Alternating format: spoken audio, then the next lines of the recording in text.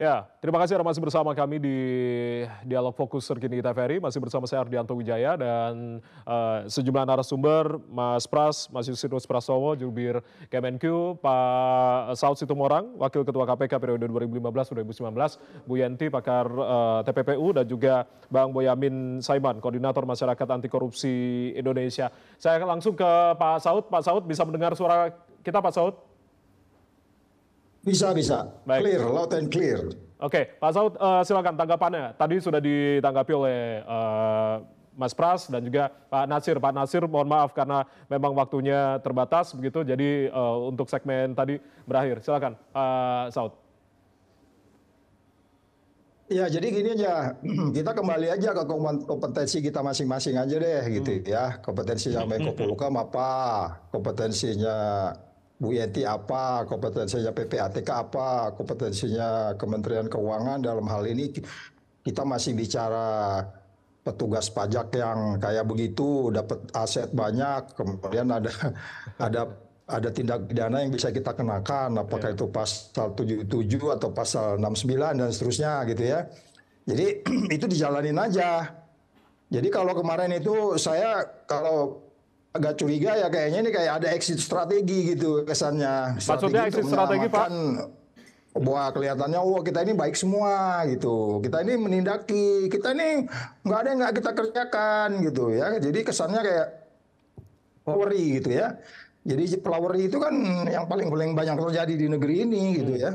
Flowery itu udah deh, jangan diterusin karena nanti tetap aja bahwa saya selalu ngomong kemana-mana ya tax rasionya nggak naik, harmonisasi perpajakan nggak jalan-jalan, alumni petugas pajak masih jadi konsultan dan segala macam, juga peradilan pajaknya kayak begitu.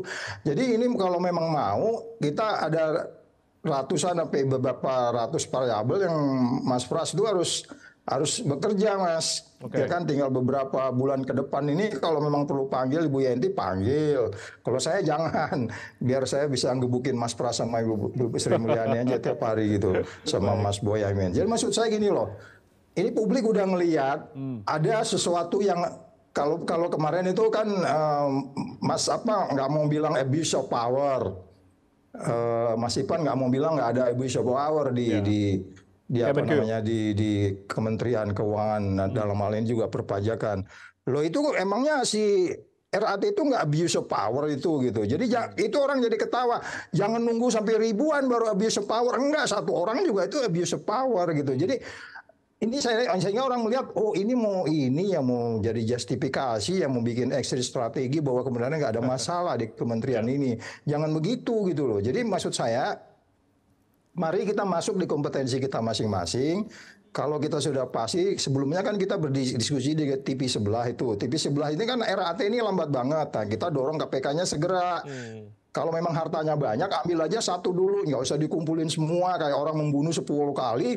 Jangan dikumpulin dulu pembunuhan pertama, kedua, ketiga. Enggak, ambil satu aja, baru nanti berikutnya gitu. Nah itu di sisi lain yang saya katakan, kembalilah ke kompetensi kita masing-masing dalam hal ini.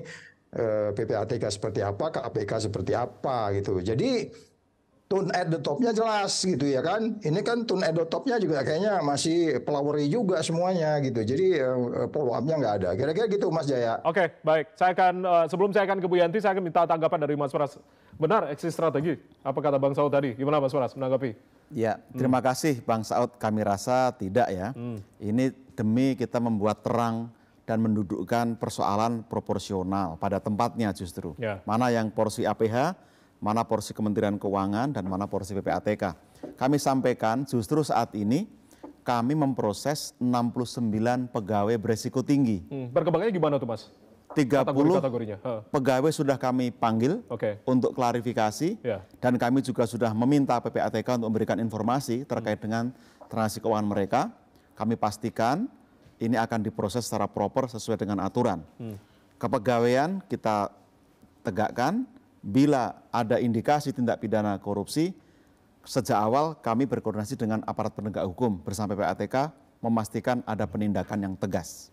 Artinya dari 69 ini begitu, apakah memang ada indikasi korupsi, gratifikasi, TPPU atau seperti apa? Kami melihat profilnya tidak sesuai antara jabatan, penghasilan, dan kekayaan. Kami juga mengumpulkan berbagai informasi dari media sosial, dari masyarakat, pelaporan pengaduan dan sebagainya, lalu kita olah, kita hasilkan 69 yang berisiko tinggi, 30 kita prioritaskan untuk kita panggil dan kita tidak lanjuti. Saat ini sudah kita panggil 30 dan kita menunggu data dari PPATK dan lain-lain agar kita bisa pastikan sebenarnya resikonya seperti apa, modusnya seperti apa, dan bila ada kesalahan, kami proses secara paralel. Kepegawaian, kita berikan sanksi yang sesuai dengan tindakannya, lalu penegakan hukum kita serahkan kepada APH. 30 ini tadi dari unsur mana saja, Mas? Campuran atau dari? Campuran dari unit-unit eselon 1 yang paling banyak dari pajak dan bea cukai. Pajak dan bea cukai, begitu. Eselon 1 rata-rata? Cukup merata. Malah justru bukan eselon 1. Sebagian eselon 3, eselon 4, dan pejabat fungsional. Ya, karena nah ini kalau berbicara terkait dengan merata tadi, begitu ya. Artinya kalau merata ini kan ada tanda tanya besar begitu, Mas. Kami beranggapan begini, kami bangun sistem yang dengan 3 line of defense itu memang ada resiko kalau sistemnya semakin kuat, kemungkinan bisa menjaring semakin banyak. Kalau tidak ada sistem, nggak akan ada yang terjaring. Jadi kami melihat ini konsekuensi dari sistem yang bekerja, bahwa tidak ada kesempurnaan, ada kekurangan, ya. Tadi Bang Boyamin menyampaikan, itu kritik yang sangat baik. Dan kami juga menyesalkan terjadinya pemberian hukuman disiplin yang tidak sebanding dengan perbuatan. Kami pastikan pemberi sanksi juga akan kami periksa, supaya ada efek jera dalam kasus ini. Itu akan dipublish 30 nama itu atau seperti apa nantinya? Kami tidak bisa publish sekarang, karena kan ini sifatnya administratif. Bila nanti sudah terbukti, ada putusan, tentu akan kami sampaikan pada publik. Oke, akan disampaikan publik secepatnya ya, berarti Mas Pras ya? Atau seperti apa perkembangannya? Ya, kita ikutin prosedur saja, tapi kita berupaya secepatnya bisa diselesaikan. Oke, ya, silakan Bang Boyamin mungkin akan menambahkan, silakan Bang. Silakan, Bang Boyamin. Terima kasih tadi ditindaklanjuti. Saya sebut aja Kakanwil di Kalimantan yang membersihkan yang dihukum di Pengadilan Tipikor Banten dan yang sudah inkrah kemarin. Itu ya diberi sanksi karena dia yang membersihkan malahan jadinya atasan yang membersihkan dan kemudian itu ternyata tidak sesuai karena setelah diproses hukum malah dinyatakan bersalah. Jadi yang bersangkutan harusnya segera diberhentikan dengan tidak hormat dan atasannya yang membersihkan namanya juga disanksi tidak dikasih jabatan karena ternyata dia tidak proper untuk menduduki jabatan memberikan asesmen terhadap hasil dari Irjen Kementerian Keuangan. Dan saya juga berharap tadi yang saya katakan misalnya yang 1,7 triliun itu sampai sekarang belum dikejar lagi, yang 2 orang belum disandera, sudah saya teriak setahun loh Mas Pras itu, dan saya berharap ini ada progress reportnya. Belum kalau bicara tentang pusat logistik berikat yang saya teriak-teriak itu mestinya bisa dicarikan formula supaya bahwa minyak CPO yang keluar itu selain biaya keluar oleh bea cukai mestinya ada PPN di situ. Karena memang tujuannya untuk investasi dan tenaga kerja mestinya ada PPN di situ. Jumlahnya juga besar kalau mau. Terus kemudian juga berkaitan dengan yang lain-lain ingin saya katakan, tadi yang saya katakan, Undang-Undang Nomor 9 Tahun 2017 itu diterapkan pada diri sendiri dulu. Semua pejabat dan pegawai Kementerian Keuangan di tracking dan ada laporan paling tidak secara rahasia di dalam lah, bahwa orang ini punya ini, semua ada di situ sehingga jadi big data untuk diberi promosi atau mutasi atau diberi sanksi. Jadi saya menuntut dalam hal ini Mas Pras, sebelum diberikan kepada kami diakses keuangannya, saya pernah itu, maka ke dalam harus dinyatakan sudah di tracking semua. Itu aja Mas Pras, makasih. Oke, sebelum nanti ditanggapi Mas Pras, saya ke Bu Yanti. Bu Yanti mungkin akan ditambahkan sebelum akan melanjutkan aktivitas lain, Bu Yanti. Mohon maaf Bu, untuk audionya bisa di-unmute Bu Yanti? Ya, maaf. Jadi tadi kan gini, PPATK kan seolah-olah ini nggak ada TPPU. Tadi Pak Mas Pras mengatakan bahwa 300 triliun itu kan mutasi. Belum tentu 300 triliun kan. Mutasi mungkin 1 triliun atau 100 juta ke si A, terus ke si B, ke si C. Sepertinya 300 juta padahal 100 juta. Kan gitu ya.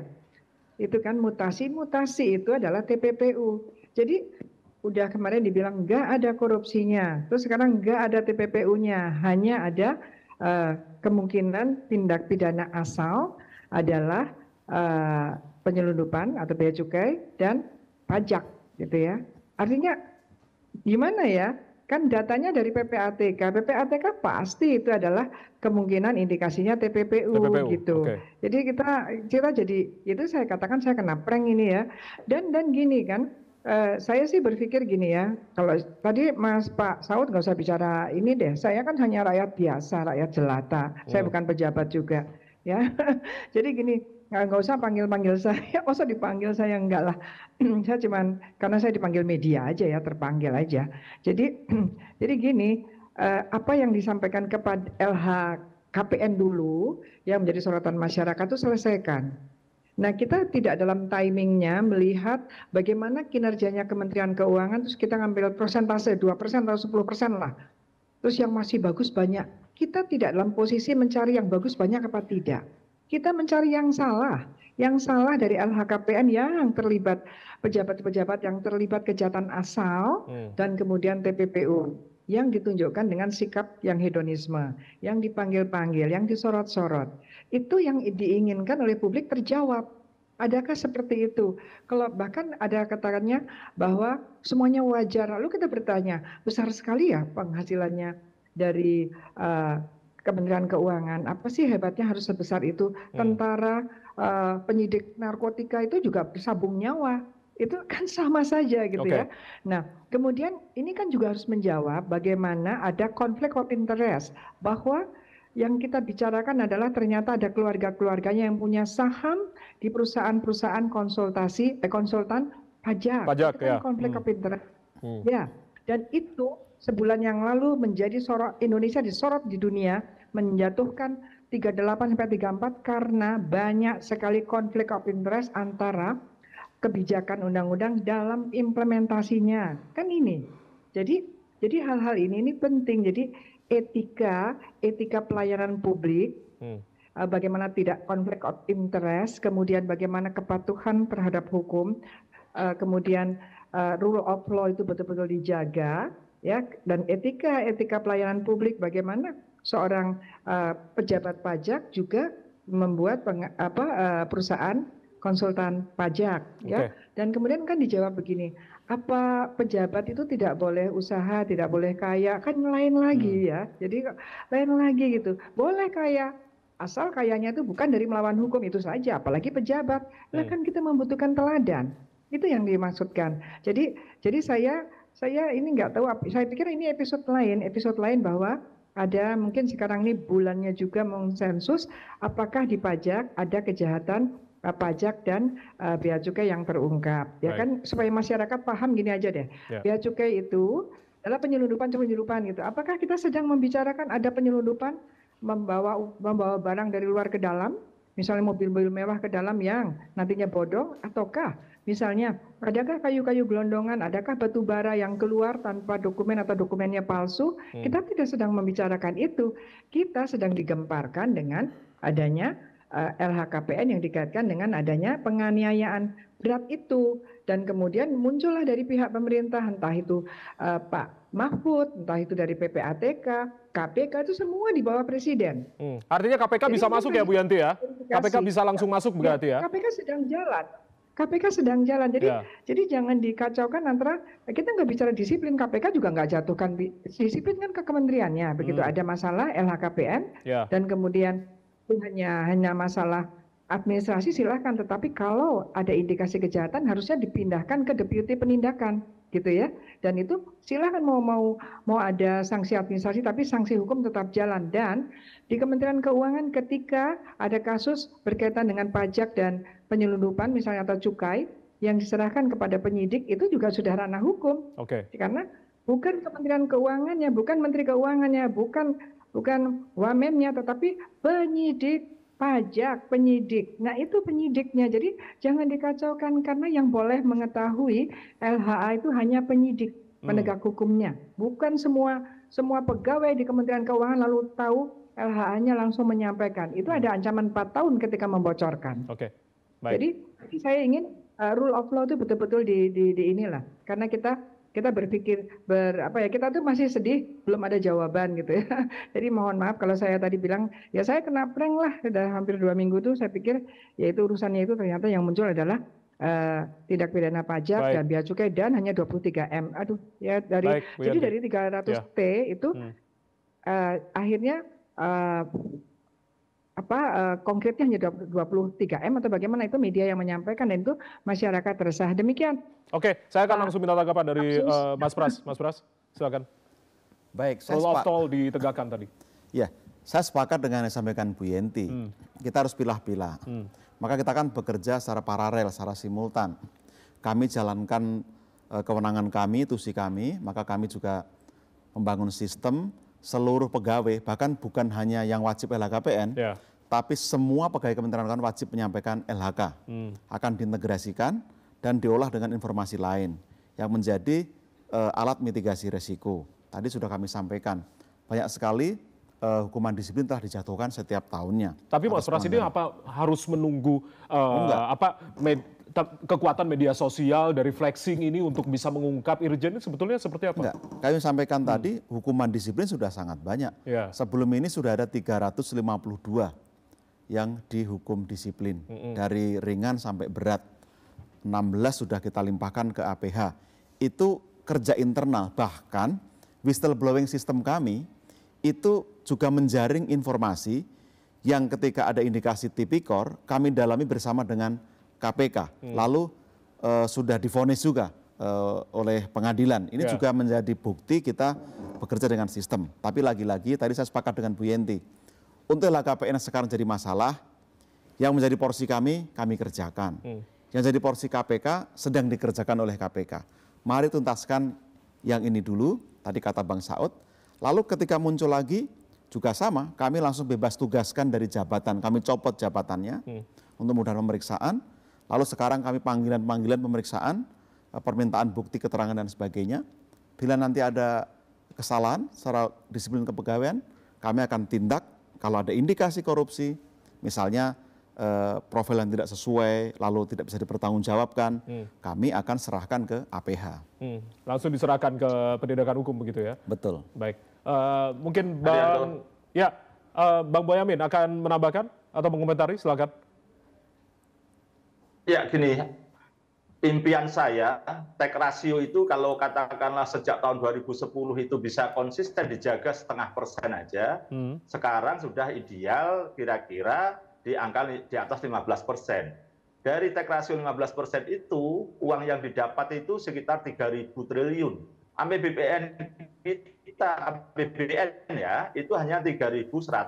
Langsung ke cover, apalagi ditambah PNBP. Tidak perlu utang kok sebenarnya dari sisi pajak ini. Itu loh, harapan saya itu aja Pak Pras, makasih. Baik, Mas Pras, tanggapi langsung. Ya, saya rasa ini harapan kita semua ya. Saya dulu dengan Bang Saud, fokus waktu beliau di KPK, sisi penerimaan ini kita coba perkuat dengan pencegahan-pencegahan dan terobosan-terobosan. Faktanya memang ada beberapa hambatan, ini tantangan kita bersama. Sekarang sedang dibangun Cortex System yang akan selesai di akhir tahun ini, yang bisa mengintegrasikan NIK, NPWP, layanan pengawasan diintegrasikan. Lalu kontak antara wajib pajak dengan petugas pajak juga dikurangi dengan digitalisasi, harapannya akan mengurangi resiko terjadinya kecurangan. Ini juga kita bangun. Tentu ini butuh dukungan semuanya. Kemarin kita sudah mulai dengan Undang-Undang HPP, sudah kita selesaikan. Lalu Undang-Undang P2SK, Undang-Undang HKPD, itu jadi pilar, sekarang tinggal kita bangun sistemnya.